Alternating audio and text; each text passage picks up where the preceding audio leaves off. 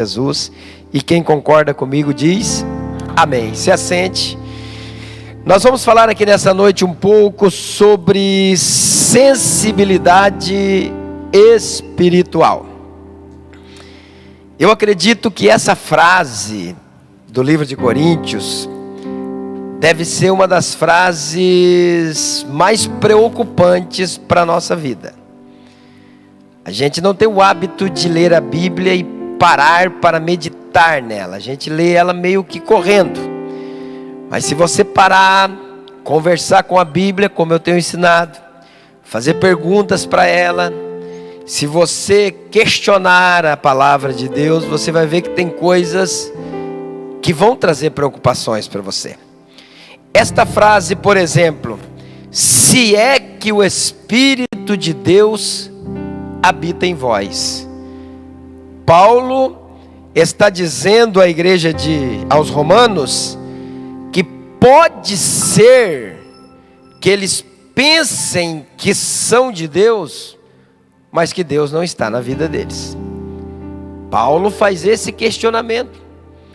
Paulo olha para eles e diz: olha, se é que o Espírito habita em vós. A gente tem esse hábito de fazer essa indagação em algumas situações da nossa vida. Por isso que nessa noite aqui, nesses poucos minutos que nós temos, eu quero falar um pouquinho sobre sensibilidade espiritual. Vamos definir o que é sensibilidade. Sensibilidade é a faculdade de sentir alguma coisa. Sensibilidade é a capacidade de discernir algo. Sensibilidade é quando a gente é sensível a alguma coisa. Para que você entenda perfeitamente o que é sensibilidade, por exemplo, o fogo, quando o fogão está ligado lá com as suas chamas, a gente não coloca a mão no fogo, porque se nós colocarmos, nós vamos se queimar. Nós temos a sensibilidade de entender que aquilo ali vai produzir uma ferida em nós. O nosso corpo, ele não tem a capacidade de se envolver com fogo. Se nós se envolvermos, nós vamos se queimar. A sensibilidade física, a gente sabe literalmente, a gente conhece aquilo que pode nos afligir, aquilo que pode nos ferir. Então a gente coloca os limites que nós sabemos que devemos observar. A sensibilidade emocional, por exemplo, tem pessoas que, dependendo do que você falar para ela, o que ela vai fazer? Chorar. Talvez o que você falou para ela não é agressivo. Talvez você falou de uma maneira natural, comum, mas ela está tão sensível emocionalmente que ela começa a chorar. Essa sensibilidade acontece na maioria das vezes quando a gente perde alguém que ama, quando a gente perde um bem, quando a gente perde alguma coisa que tem muito valor, a gente fica extremamente sensível. Quando se perde um namorado, quando se perde uma namorada, quando se perde algo que a gente tem valor, a nossa sensibilidade emocional, ela fica aflorada. Então qualquer coisinha que falem pra gente, a gente já se ofende. Ou a gente fica triste, a gente fica magoado. Por quê? Porque nós estamos muito sensíveis a determinadas coisas. Só que o meu propósito aqui nessa noite não é de falar de sensibilidade física e nem de emocional. Meu propósito é falar sobre sensibilidade espiritual. O meu propósito nessa noite é fazer uma pergunta para você e você se autoavaliar após essa pergunta. Por exemplo, qual foi a última vez que claramente você ouviu a voz de Deus? Qual foi o último dia que você pode falar: pastor, ontem eu ouvi claramente a voz de Deus, ou senti? Não precisa ser audível, mas pode ter sentido Deus falar ao seu coração. Porque a Bíblia Sagrada está repleta de textos bíblicos nos revelando e declarando para nós o intenso desejo de Deus de se revelar a cada um de nós. O intenso intenso desejo de Deus de mostrar para nós o quanto Ele deseja estar conosco. Eu tive falando para um grupo de jovens e eu disse para eles que o problema não é cair, o problema é querer levantar. Porque se você cair 50 vezes e você quiser levantar as 50 vezes, Deus estará com as mãos estendidas para te levantar. Deus deseja ardentemente revelar-se ao ser humano. Mas às vezes parece que falta entendimento e sensibilidade para a gente compreender as coisas de Deus na nossa vida. Eu tenho falado para vocês que eu não sou saudosista, não. Mas eu vejo que antigamente os ouvidos espirituais eram muito mais abertos do que os de hoje. Hoje há uma dificuldade imensa de ser sensível à vontade de Deus, de ser sensível ao querer dele. Tem coisa dentro da Bíblia Sagrada que eu não preciso fazer. Tem coisa que Deus vai pedir para mim e que não vai pedir para você. Literalmente. Eu tenho falado que nós, queridos irmãos, nós não somos um conjunto de pessoas formatados para sermos todos igualzinhos uns aos outros. Somos totalmente diferentes uns dos outros. Totalmente diferente. É por isso que temos um negócio chamado individualidade. Nós somos a figueira plantada dentro da vinha. Figueira dentro da vinha parece que não dá certo, mas Deus plantou. Então o diferente não significa que ele é defeituoso. O diferente pode fazer a gente crescer, pode nos ajudar quando a gente respeita a diferença dele, quando a gente respeita a individualidade dele, quando a gente respeita o que ele é. Então, para a gente ter sensibilidade, a gente precisa discernir, definir quando Deus está pedindo alguma coisa para nós. Não basta a gente vir à igreja. Não basta a gente estar aqui na igreja. A gente precisa ser a igreja de Cristo. A gente precisa ser as ferramentas dele. A gente precisa ser os filhos amados dele. A gente precisa ser os instrumentos que ele possa dizer: vai para lá, vem para cá, faz assim, faz daquele jeito, e a gente compreenda a vontade do Senhor. Se não for a maior necessidade da igreja atual, ser sensível à voz de Deus está entre elas. E já tem um outro extremo. Tem aqueles que falta sensibilidade para ouvir a voz de Deus. Já tem aqueles que tudo para ele é Deus.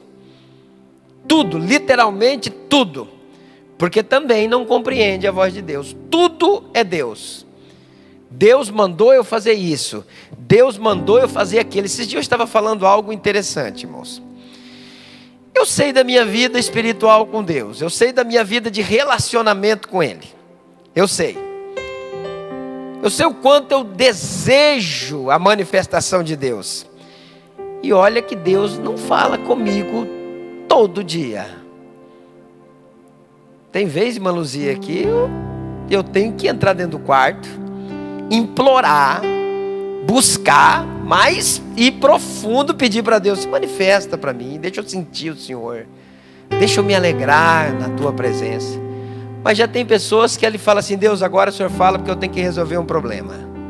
Uma coisa interessante, como se Deus... Não consigo entender, pode ser que exista, Bíblia, mas a Bíblia Sagrada diz, por exemplo, que um grande profeta do Senhor, por nome de Elias, em 40 anos de ministério, anotou aí? Em 40 anos de ministério, ele fez 7 milagres. Nós estamos falando de um cara que era amigo de Deus. Nós estamos falando de um homem que falou assim: ó, não vai chover mais. E eu não sei como que o céu se moveu. Eu não sei qual foi a palavra de Deus para os seus anjos. Eu acredito que A Bíblia diz que Deus é a nossa imagem e semelhança, sim ou não? Então se Ele é a nossa imagem e semelhança, Ele é igual a eu, Ele tem o temperamento que eu tenho, Ele tem o temperamento que você tem, Ele é semelhante a mim. Então Ele deve ter falado, para tudo, porque o homem falou que não vai chover mais. E não choveu. Precisou Ele fazer outra oração para que Deus enviasse chuva. Mas nos 40 anos, Ele operou 7 milagres. Então, quando nós falamos em sensibilidade para entender a vontade de Deus, nós precisamos compreender que tem que ser algo literalmente de Deus. Precisamos discernir o que é Deus e o que não é Deus. O que é Deus, o que é a natureza humana e o que é o diabo. Porque tem esses 3 fatores. Tem Deus que fala com a gente, tem a natureza humana que fala com a gente e tem o diabo que fala com a gente. Se a gente não cuidar, a gente vai ouvir o diabo falar e vai pensar que é Deus, por falta de discernimento, de sensibilidade. A palavra insensibilidade, ela significa indiferença, falta de percepção ou endurecido.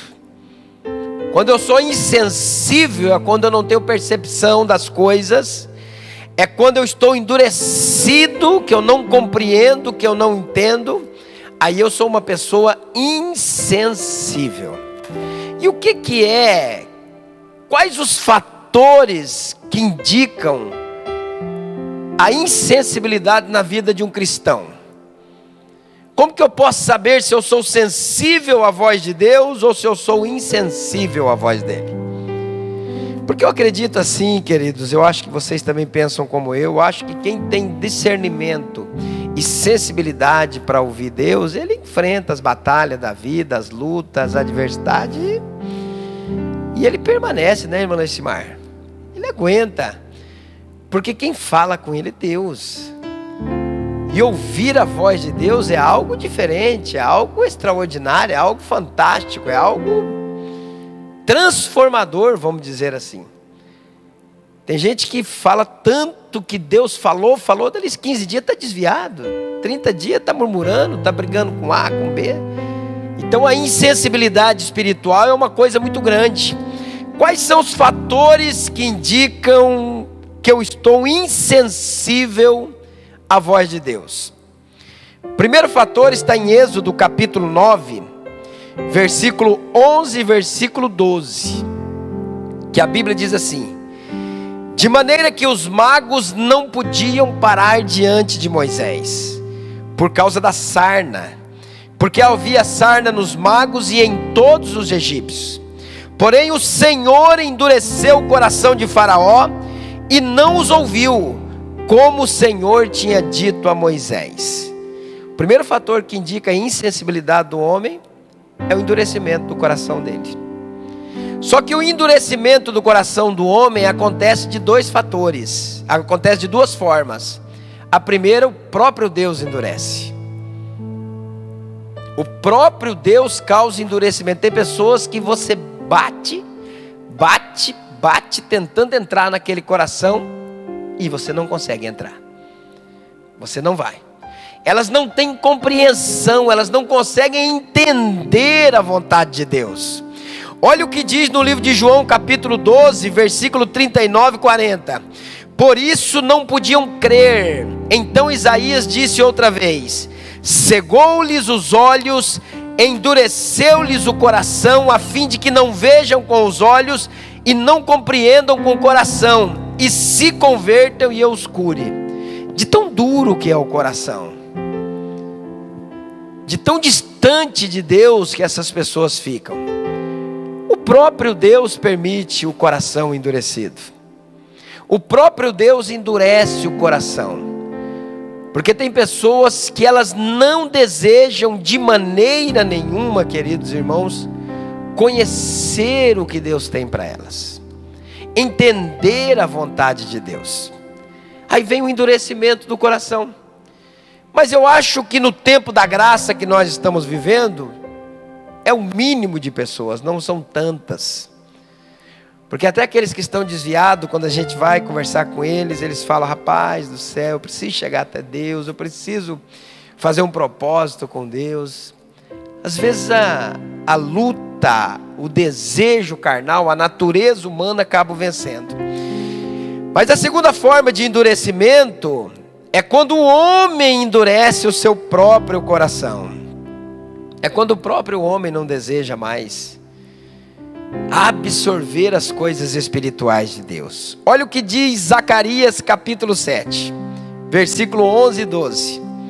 Eles, porém, não quiseram escutar, e deram-me o ombro rebelde, e ensurdeceram seus ouvidos para que não ouvissem. Sim, fizeram seus corações como pedra de diamante, para que não ouvissem a lei do Senhor, e nem as palavras que o Senhor dos exércitos enviara pelo seu Espírito, por intermédio dos primeiros profetas. Daí veio a grande ira do Senhor dos exércitos. É quando o homem não quer ouvir. Quando o homem não quer de maneira nenhuma, ele não quer ser incomodado, ele fala com esse tipo de coisa.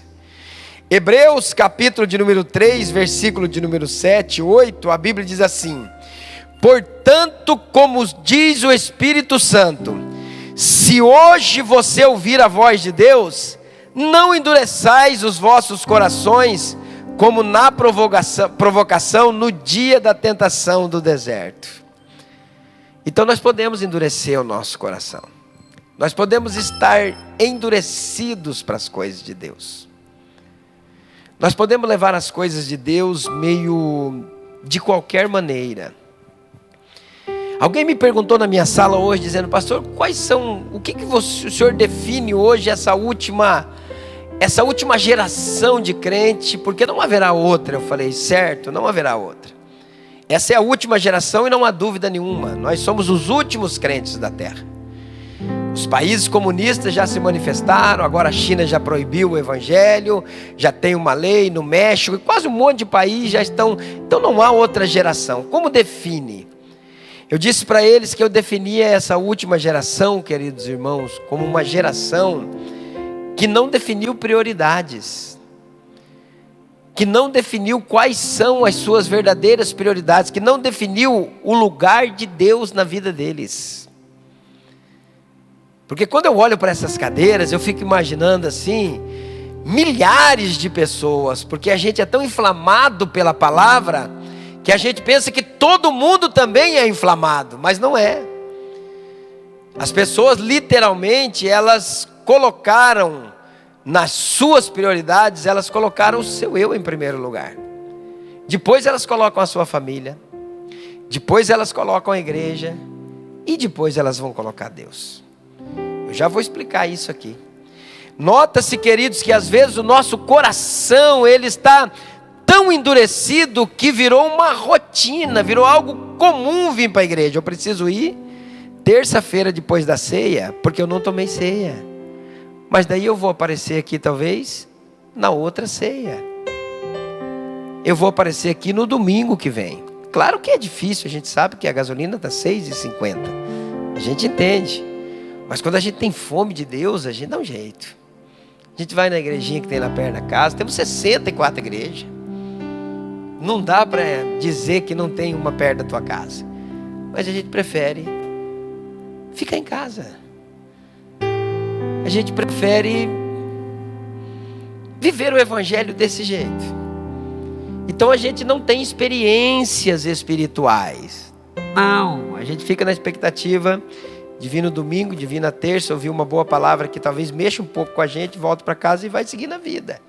Mas assim dizer: pastor, eu vou esperar o senhor aqui no final do culto, porque a experiência que eu tive essa semana foi tão forte. Deus me visitou. Deus veio falar comigo. Deus me cobrou algo, ou Deus falou algo interessante para mim. Nós precisamos disso na nossa vida. Isso faz falta. Isso precisa. Nós não podemos deixar o nosso coração, queridos, fazer com que Deus não tenha lugar de se manifestar na nossa vida. O nosso coração tem que estar suscetível à voz dele, à chegada. Nós precisamos entender quando um ato de Deus acontece na nossa vida, como uma ação divina vem, a gente fala, verdadeiramente isso aqui foi uma obra de Deus na minha vida. Eu estava falando para o irmão que Deus, ele é tão extraordinário, irmão. Nós temos toda quarta-feira aqui a nossa consagração. Quarta-feira passada eu estava numa situação, precisando de uma providência, meu Deus do céu, corre daqui, corre de lá, um negócio estreito. Aí eu estava aqui, vim fazer uma oração, quando me levantei, a irmã Lilian estava sentada na cadeira, falou, Deus mandou dizer algo para o senhor. Eu falei, fala, irmã Lilian. Deus mandou dizer, aquieta teu coração, porque Deus vai entrar com essa providência que você precisa. Glória a Deus. Irmã Lilian falou comigo, eram umas 10h30, né, irmã Lilian? Aquieta teu coração, fica tranquilo. E eu estava aqui, o meu propósito era ficar aqui até as 4h da tarde. Quando foi 12h30, alguém me chamou, mandou ir lá na sala, falou, pastor, tem isso e isso e isso aqui que eu vou entregar para o senhor aqui agora, que é para o senhor poder resolver a tua situação. Poxa vida, eu só não dei um beijo na irmã Lília para ninguém interpretar errado. Mas que coisa boa, né? Quando Deus fala e você... Eu fui para lá, fiquei descansado, falei, glória a Deus. E não é uma coisa que acontece na minha vida e na vida da Mari, são dezenas de coisas que vão acontecendo dia após dia, e que a gente compreende que é uma ação divina, que é um mover do Espírito Santo. Lembra o testemunho do meu filho que eu pedi oração para vocês? Quem lembra? Que era 8 candidatos. Ele era o mais fraquinho. Está aí ele. Conseguiu a vaga. Nós oramos aqui na quarta-feira. Não foi? Oramos aqui. Era o mais fraquinho de todo mundo lá naqueles testes. O Daniel ontem terminou o seu TCC, foi entregar o TCC dele na faculdade, fez via online lá, eu e a Mari atrás e orando, vai dar certo em nome de Jesus. E ele apresentou o TCC dele, de repente eu vi a cara dele, começou a sair lágrima do olho, falei, não deu certo, reprovou, meu Deus. E eu comecei, Jesus, entra em ação, entra em ação, entra em ação, entra no coração desses professores, dessa mesa, entra em ação, e ele só balançava a cabeça, eu e a Mari atrás, porque não podia falar, estavam os professores tudo ali no computador ali, estava aquela ansiedade, passou, não passou. Aí no final, ele chega e fala, olha, saiu a nota, 9.1, não passou com 10 porque o Word deu um BO lá, Rafael, e chegou tudo junto lá para os professores e eles tiraram uma nota dele. Senão teria passado com 10. Eu nem notei que ele estava chorando de alegria. Coisas que a gente vê a mão de Deus, o agir de Deus, a ação de Deus. Mas se o coração está duro, a gente fala que é tudo normal. Tinha que acontecer. Não, isso aí é comum, isso aí é natural, isso aí é do dia a dia. O coração endurecido não define as coisas de Deus. Lembra do franguinho? Não posso esquecer do frango. Lembra do terno? Parar na frente da loja, olhar, falar, meu Deus, quem dera eu tivesse um terno desse aqui. Aí a mulher sai lá de dentro da loja, a irmã, ô pastor, que bom o senhor aqui, pastor. Por quê, meu irmão? Estou comprando esse terno aqui para o senhor. Aquele que a gente estava olhando. Aquele lá. São tantas coisas assim que se o coração está endurecido, é natural. Não, isso tinha que acontecer, isso é comum, isso é normal. Lembra da visão que eu contei para vocês, que Deus falou para mim, que quem assumiria a igreja da Vila Sé era o pastor Haroldo, e que o pastor Isaías não daria posse, porque ele não estaria no dia.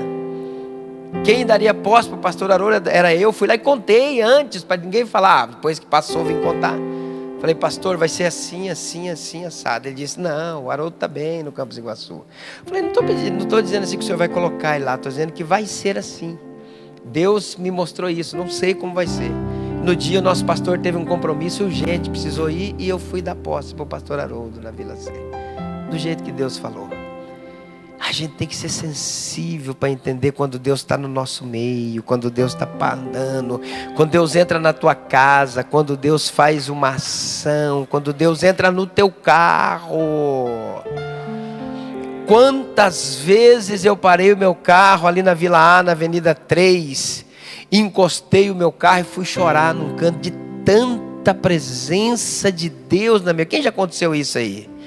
Tem mais alguém? Olha o irmão Marildo, quantas pessoas aí, ó, que você tem que parar, porque você não suporta a glória de Deus dentro do carro, e você tem que ir para um canto e chorar e se espremer, porque é algo inexplicável, mas porque o coração está sensível ao ato do Espírito Santo, à ação dele. Quando eu sei que Deus não está... Qual o sinal que indica que eu estou insensível à voz de Deus? Quando meu coração está endurecido. Quando todas as coisas que acontecem na minha vida eu atribuo ao natural, ao comum. Isso aí teria que acontecer mesmo, é assim desse jeito. Não consigo mais enxergar uma ação divina. Não consigo mais enxergar um mover de Deus. Segunda coisa que faz com que eu me torne insensível e não compreenda a vontade de Deus, primeiro é endurecimento do coração. A segunda coisa é a autossuficiência pessoal. Isso é um problema. Tem uma palavra chamada antropologia. O que é isso, pastor? É quando o homem está no centro de tudo. É quando o homem passa a ser o seu próprio Deus. A autossuficiência pessoal é quando o homem torna-se o centro de todas as coisas. Tudo tem que ser do meu jeito. Eu crio um evangelho para mim. Sabia, pastor Josué? Eu crio. Eu entendo que é desse jeito que eu vou seguir. As pessoas não compreendem, queridos irmãos, não entendem que o evangelho, o único evangelho que salva, é o de Cristo, não é o nosso. Se nós não andarmos pelo evangelho de Cristo, o nosso não vai poder nos salvar. Na pregação contemporânea de hoje, na maioria das mensagens, Deus está literalmente a serviço do homem, e não o homem a serviço de Deus. Se Deus não fazer para mim, se Deus não me abençoar, eu não vou mais para a igreja. Pô, mas se você não vir mais para a igreja, e se você desviar, quem vai perder? Eu acho que tem pessoas que pensam assim, que falam assim: eu vou fazer uma chantagem com Deus. Se Ele não me dá o que eu quero, eu vou desviar. Vou falar para Ele, vou botar na parede. Botar Deus na parede agora. Que comigo é assim. Eu acho que Deus faz aquilo que está no livro do Salmo. Ele ri, né? Eu acho que Ele chama Gabriel, é uma coisa minha, não está na Bíblia. Acho que Ele chama Gabriel e fala assim: dá uma olhada na criança, Gabriel. O que eu faço? E Gabriel deve falar assim: bate de cinta nele, dá umas palmadas. Porque a gente pensa hoje na pregação contemporânea, é Deus quem está a serviço nosso. Não é nós que estamos a serviço de Deus mais. Nós queremos que Deus faça o que nós quisermos. Nós não entendemos que nós estamos para fazer aquilo que Deus quer. É o contrário, é diferente, queridos irmãos. Não é a vontade do homem que deve ser feita lá no céu, é a de Deus. Não é a tua vontade e a minha. Nós fomos ricamente abençoados quando o Senhor nos chamou para a salvação. Isso aí já é o suficiente. Como eu disse, isso aí já dá para dar 1000 glórias. Não precisa mais de mais nada. A gente pensa que é a vontade do homem que tem que ser feita lá no céu, e não a vontade de Deus aqui na terra. O homem contemporâneo, ele não busca conhecer a Deus, mas ele busca se sentir bem. Ai, Rafa, eu me sinto tão bem nessa igreja. Gente, não me tenha por ignorante, porque eu sou apaixonado por vocês. Mas igreja não é para você se sentir bem. Igreja é para você fazer Deus se sentir bem. Aí você vai conseguir os objetivos que você está buscando espiritualmente. Igreja é para quando você sair daqui, Deus falar assim: ali realmente eu tenho a primazia no coração daquele povo. Igreja não é supermercado, igreja não é banco, igreja não é hospital, não é farmácia. Igreja é um lugar de adoração, onde nós temos que pegar, fazer com que Deus se mova nos céus e olhar para baixo e dizer assim: não pode falar meu Deus, né? Porque Ele é Deus, né? Gabriel do céu, essa igreja não tem igual. Igreja é lugar para fazer Deus ficar de pé no seu trono, como está escrito no Salmo de número 12.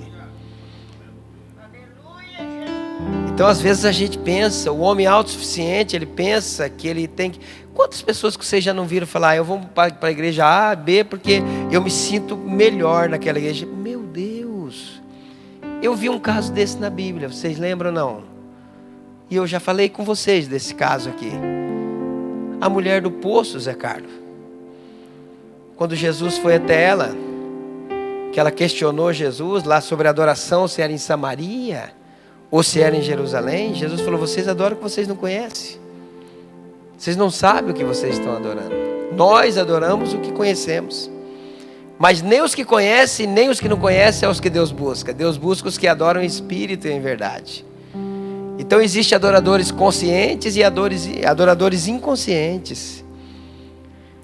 Existem adoradores racionais. Então às vezes a gente pensa que Deus está ao nosso serviço. Se Deus fazer, glória a Deus. Se Deus não fazer, glória a Deus do mesmo jeito. Ah, para o senhor é fácil, o senhor é pastor, o senhor ganha salário, o senhor está aí na frente. Não, eu estou pastor há 10 anos. Mas eu sirvo a Deus há 25. E eu sempre fui da mesma maneira. Eu já contei para vocês a história do pardal. O pastor Pedro dos Santos falou, o irmão Amorim e a Marinês são semelhantes a pardais. Só fica na beirada da casa, nunca sai da igreja. Eu falei, mas eu vou fazer o que em casa, pastor? Aqui eu vou encontrar Deus. Aqui eu vou ter Deus. O homem... Quando ele literalmente, querido, é autossuficiente, ele se basta. Ele não precisa de outras pessoas, ele não depende de Deus, ele confia em si mesmo. Por isso que ele não consegue absorver as maravilhas de Deus. Porque ele se basta. Eu posso, eu tenho, eu faço, eu conheço. Tudo que eu desejo, eu posso obter. E aí eu me lembro que Deus chega lá no livro do Êxodo, quando eles estão saindo do Êxodo para entrar dentro de Jericó, na terra prometida. Quando Deus entra na terra prometida, ele faz uma lista, né? Ele fala, quando vocês entrar ali, vocês vão ter que matar uns povos que existem ali. Tem que destruir, não pode deixar sobrar um, porque se deixar vai dar problema para vocês. Quem? Jebuseu, Cananeu, Ferezeu, Pereneu, Eteu. Quantos mais tem? Acho que 11 tipos de eu. Então já era um ensinamento. Eveu, tem até os Eveus, né? Deus já estava ensinando que tudo que está relacionado com autossuficiência vai afastar você dele. O que nós precisamos entender é que nós dependemos de Deus. Se você passar pela tua cabeça, em algum momento, que os bens que você tem pode solucionar os teus problemas, que as posses, que o teu conhecimento, que a tua sabedoria, que a tua intelectualidade pode fazer você... Não, tire isso da cabeça. Tire isso da cabeça. A gente tem que entender que a nossa total dependência, ela tem que vir de Deus. Salmo 103, eu acho um dos salmos mais lindos da Bíblia Sagrada. O salmista Davi olha para ele vai até uma recâmara, um quarto, uma sala no palácio dele, não sei aonde, ele vai na frente do espelho e começa a se questionar. Ele olha e fala assim, bendiz, ó minha alma, ao Senhor, e tudo que há em mim, bendiga o teu santo nome. Bendiz, ó minha alma, ao Senhor, e não te esqueças de nenhum dos seus benefícios. Gente, nós não estamos falando do Zé de Amorim, não. Nós estamos falando do Davi, que a coroa dele pesava 1 quilo do mais puro ouro de Ofir. E quem estava aqui num domingo viu o pastor Isaías falando que o ouro de Ofir demorava 3 anos para buscar, para ir e voltar. Era o ouro mais precioso, mais puro que tinha. A coroa de Davi era de 1 quilo daquele ouro.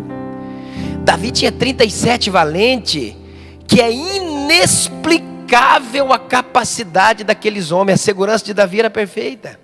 A Bíblia diz que tinha um homem daquele que ele lançava lança, ele atravessava 300 pessoas. É isso, Mateus? 300 pessoas?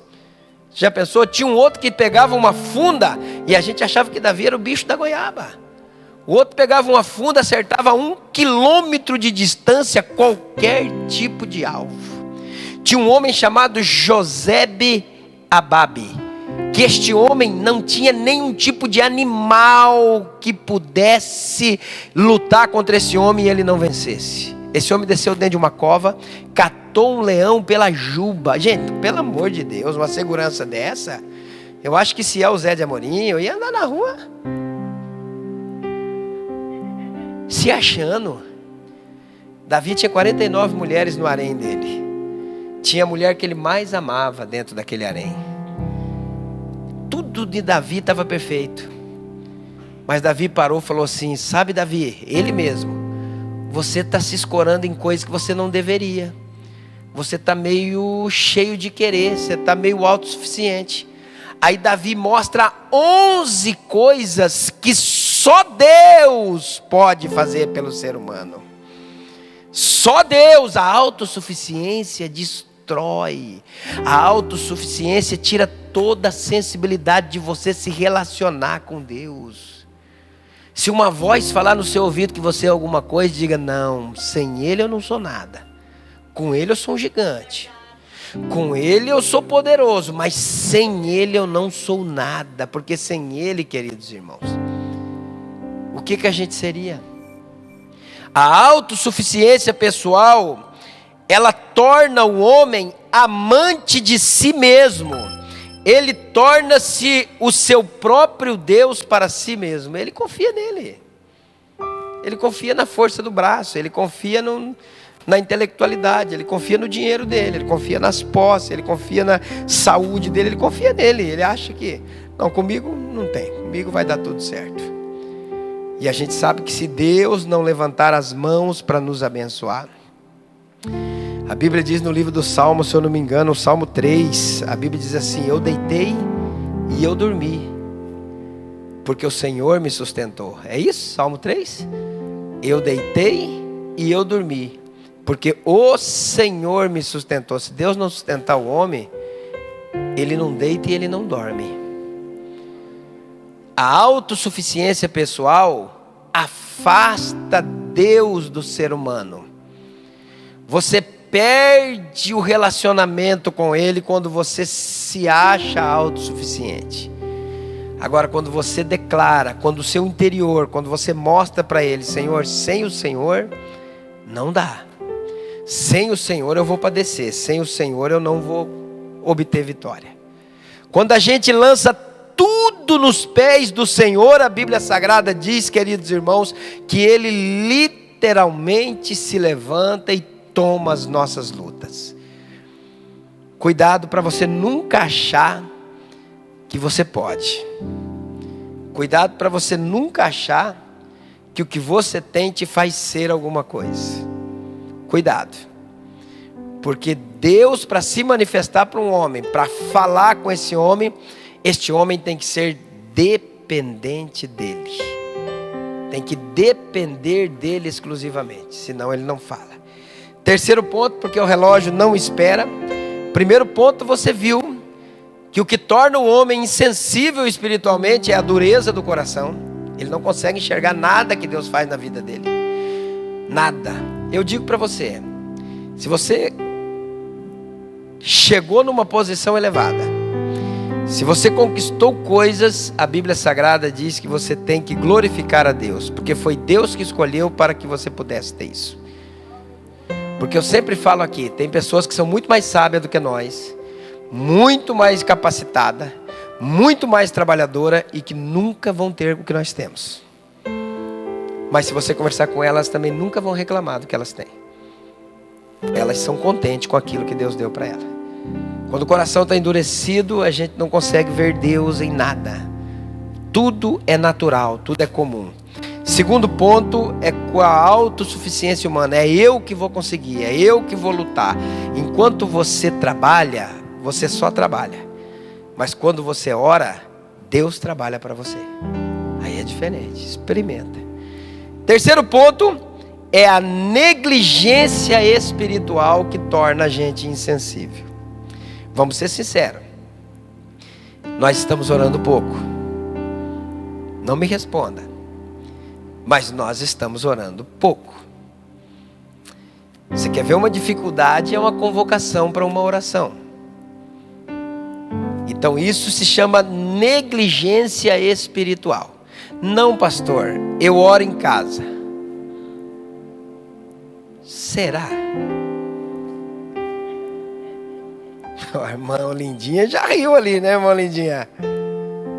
Será que nós temos uma vida de devocional? A negligência espiritual, ela acontece em duas formas. A primeira forma é a banalização do sagrado. É quando eu começo a criar para mim as minhas próprias leis espirituais. Eu faço isso, faço aquilo. Mas a Bíblia diz, não, eu faço desse jeito mesmo, aprendi assim, vou continuar assim, não vou mudar. Faço desse jeito. A banalização do sagrado é quando se vive um evangelho de conveniência. É quando a gente procura um evangelho adaptável à nossa condição. Gente, todo mundo tem uma Bíblia em casa, pelo amor de Deus. Leia ela, medite nela, converse com ela. Busque dela, ela tem tudo que você precisa. A tua vida vai ser extraordinariamente fantástica. Você pode estar dentro de um poço como Jeremias estava. Mas Deus vai levantar um Nabucodonosor e vai falar, tem um profeta aí que profetizou em meu favor. Aonde que ele está? Amarrado dentro do poço, tira ele de lá. Só ele que não vai para o cativeiro. É assim. A gente quer fazer um evangelho segundo a nossa própria vontade. Deus não vai aceitar isso. Deus não vai se manifestar em nós. Deus não vai operar aquilo que nós estamos esperando dele. Banalização do sagrado. As pessoas deixaram de conhecer o sentido da palavra cobertura espiritual. Ninguém mais quer ter cobertura de um pastor. Não deu com o Zé, eu vou com o Tonho. Não deu com o Tonho, eu vou com o Paulo. Não deu com o Paulo, eu vou com o Tião. Não deu com o Tião. Não consigo entender. Como se a cobertura espiritual de um pastor fosse uma coisa banal. Fosse uma coisa insignificante. Sabe, as pessoas que mais sofrem na vida são pessoas insubmissas. São as pessoas que mais sofrem e pagam um preço alto por causa da insubmissão. O mundo espiritual, ele é regido, o mundo natural, ele é regido pelo espiritual. Tem coisa que não dá para mexer. Esses dias eu falei pro irmão Zé Carlos, falei que não mexe com esse negócio de pastor. Larga isso para lá. Se não dá para falar bem, abandona. Deixa para lá, mas não mexe, que pensa no negócio para dar dor de cabeça e problema, é isso aí. Porque se for saúde de Deus, e a gente resolver se levantar contra, vamos ter problema. E a gente perdeu essa noção de cobertura espiritual. O que isso produz na vida da gente? Qual o benefício que isso tem? Eu tenho visto o resultado disso aí, irmão, que tem me apavorado de ver o quanto de pessoas que se levantam contra autoridades espirituais e que pagam um preço alto e não precisavam passar por isso. De maneira nenhuma não precisava. Banalização do sagrado. Na maioria das vezes, essas pessoas usam textos fora de contextos para aliviar o sentimento de culpa. Para aliviar. Porque elas criaram um evangelho, negligenciaram a vontade de Deus, e aí elas começam a procurar algum texto na Bíblia que se adapte àquilo, ou que se encaixe, para elas dormirem um pouquinho mais tranquilo. Segundo ponto, primeiro é a banalização do sagrado, o horário já foi. Segundo ponto é o menosprezo pelo relacionamento com Deus. Eu estou falando isso aqui tem uma semana, tem um mês já, mas vou falar de novo. O entretenimento afastou o homem de Deus. Pensa numa ferramenta que o Satanás teve um sucesso. Pensa no negócio. Estou falando vocês, também estou no pacote. Tem hora que a gente para na frente da Netflix. Quando você viu, passou 3 horas. Só que às vezes a gente fica uma semana sem pegar uma Bíblia. Você não está proibido de assistir um filme da Netflix. Você não está proibido de assistir um jogo de futebol que você gosta. Isso aí não é proibido. Agora, você não pode fazer uma coisa e esquecer da outra. Você não pode passar uma semana sem pegar a tua Bíblia, sem meditar no texto sagrado. Você não pode ficar uma semana sem ter um devocional com Deus, sem ter uma vida de intimidade, sem buscar Ele. Como que você vai entender o que é Deus? Você vai ser um bom religioso, mas jamais um filho de Deus. Porque para ser filho precisa conhecer o Pai. E eu tenho falado aqui sempre, não chame Deus de Pai quando você não se comporta como filho. Não chame. Pode, não tem problema, vamos chegar em casa, vamos colocar um filme da Netflix lá, vamos assistir, beleza. Mas precisa ter um tempo durante o dia para também se relacionar com o Deus que a gente serve. Sem relacionamento com Deus, nós se tornaremos os melhores religiosos da terra, mas os piores filhos de Deus. Porque as revelações mais profundas para nós vai vir do Deus Todo-Poderoso, vai vir do coração dele. As experiências mais fantásticas da nossa vida vai acontecer direto com Ele, porque Ele é vivo, Ele é real, Ele está aqui no nosso meio nessa noite. Terminar, que o horário já foi embora. O entretenimento afastou o homem de Deus. Orações, consagrações, devocionais tem sido algo cada vez mais distante do ser humano. Nós não pegamos a família hoje, falando, vamos ficar 1 hora, ou 15 minutos, ou 20 minutos, vamos ler a Bíblia, vamos... Não, essas coisas se passaram. Terminar. Como vencer a insensibilidade? Como eu me tornar mais sensível? Pastor, eu também quero sentir, pastor. Eu estou ouvindo o senhor falar, mas eu também tenho vontade, eu também quero sentir Deus, quero ter experiência, eu também quero que alguém bata na minha porta quando eu tiver vontade de comer frango, levar o frango lá. Eu também quero passar na frente de uma loja, principalmente se for de uma loja de carro zero, olhar para um Jeep lá e falar, meu Deus, que vontade, alguém falar, toma posse, esse é para você, eu vou te dar. Eu também quero esse tipo de coisa. Como que eu posso ser sensível? Como que eu posso compreender? Como que eu posso entender? Como que eu posso saber para Deus dizer assim, vai por ali, não vai por aqui, entra aqui, não entra ali, fale isso, não fale. Como que eu posso fazer? Eu vou trazer para vocês aqui.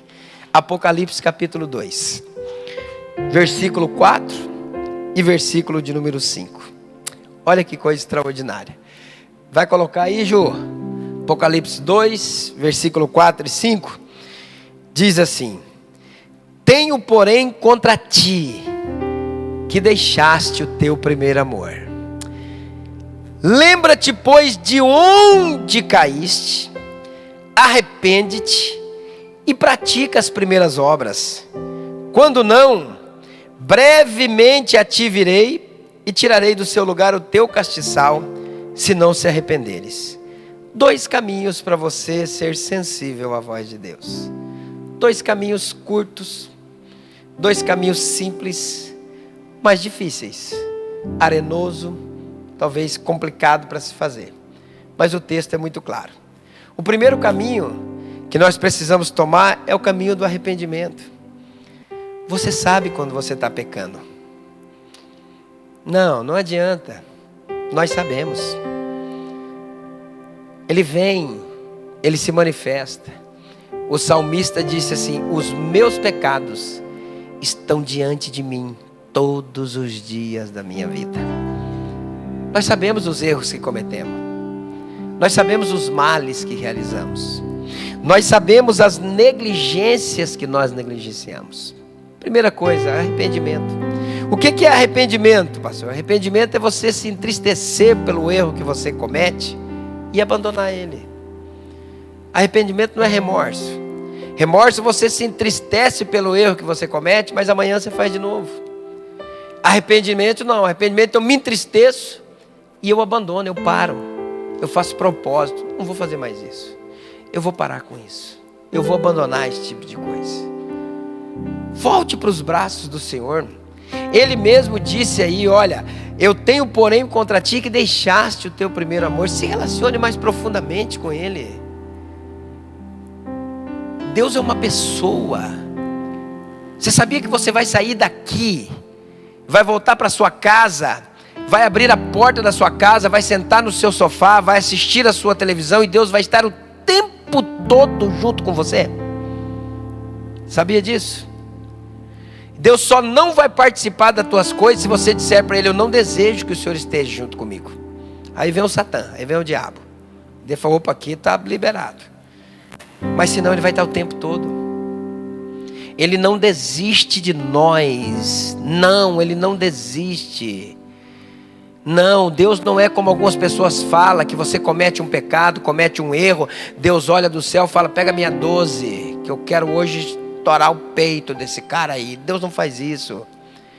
Quando você erra, quando você cai, quando você comete um erro, a expectativa de Deus é que você vai se arrepender, que você vai dizer: Deus, eu pisei na bola, eu errei, eu falhei, mas eu não quero fazer mais isso, me ajuda. Ele, pá, vai estar na hora ali junto com você.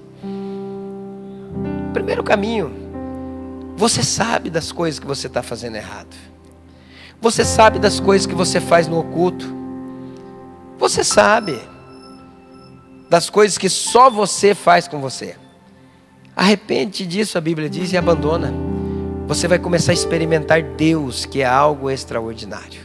Segunda coisa, porque o relógio foi embora: prática das primeiras obras.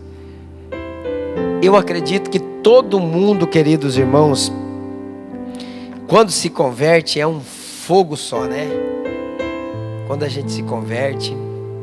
Você já viu aquelas pessoas que ela chega pra gente e fala assim: pastor, orei 5 horas hoje. Que benção. Que bom, filho. Quantos anos de crente você tem? Tem 1 semana, pastor. Estou voando.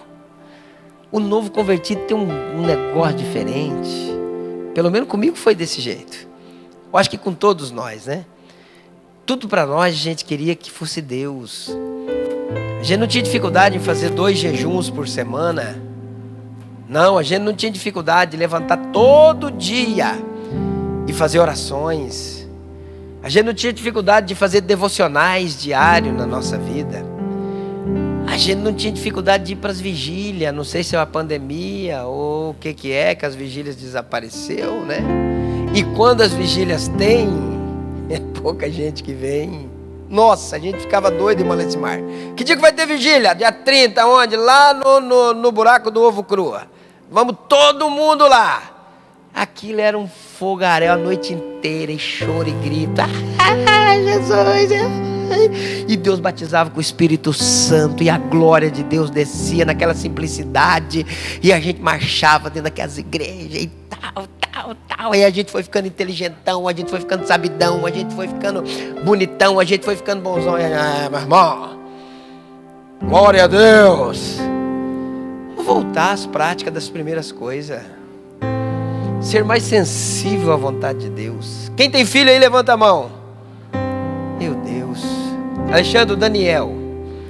Qual é o Daniel? Quando ele faz uma coisinha legal, a gente não explode de alegria.